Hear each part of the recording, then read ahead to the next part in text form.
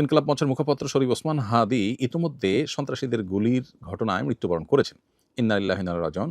আমার জানা বিষয় হলো শরীফ ওসমান হাদির এই মৃত্যু কি শাহাদাতের মৃত্যু হিসেবে গণ্য হবে?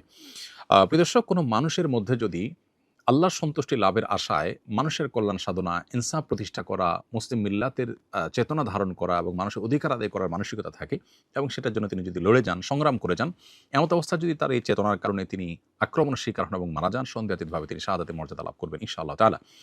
ঈমানদারের মধ্যে যদি আল্লাহর সন্তুষ্টি লাভের জন্য জীবন বাজি রাখার মানসিকতা থাকে এবং তার অসৎ কাজে বাধা প্রদান, অন্যায়ের বিরুদ্ধে তার প্রতিরোধ এবং ইনসাফ প্রতিষ্ঠার মানসিকতা লালন করার কারণে তিনি যদি আক্রমণের শিকার হন, তাহলে সেক্ষেত্রে তিনি অবশ্যই শাহাদাতের মর্যাদা লাভ করবেন। সেই জায়গা থেকে শরীফ ওসমান হাদিকে আল্লাহ তাআলা শাহাদাতের মর্যাদা দান করুন, আমরা সেই দোয়া করি।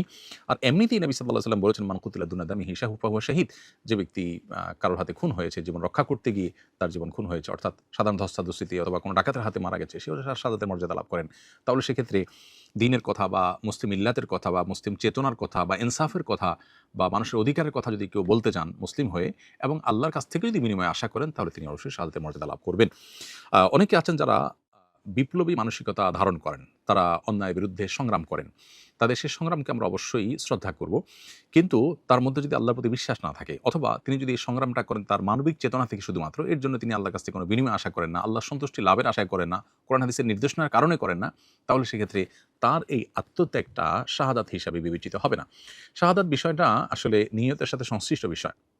কেউ যদি আল্লাহর সন্তুষ্টির আশায় জীবন বাজি রাখেন, যা করেন তা আল্লাহকে খুশি করার জন্য করেন, তার জীবন মরণ আল্লাহর উদ্দেশ্যে যিনি উৎসর্গ করার জন্য প্রস্তুত থাকেন, তাহলে সেক্ষেত্রে তিনি শাহাদাতের মর্যাদা লাভ করেন।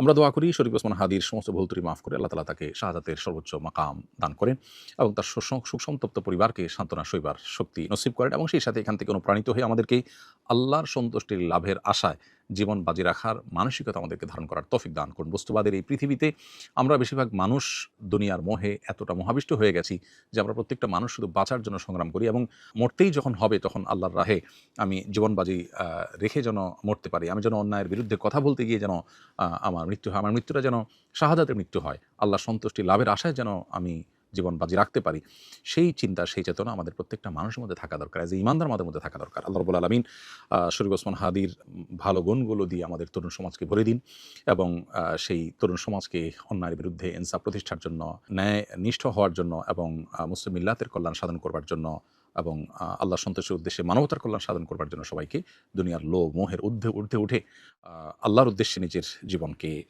উৎসর্গ করার এবং নজরানা পেশ করার তৌফিক আমাদেরকে দান করুন।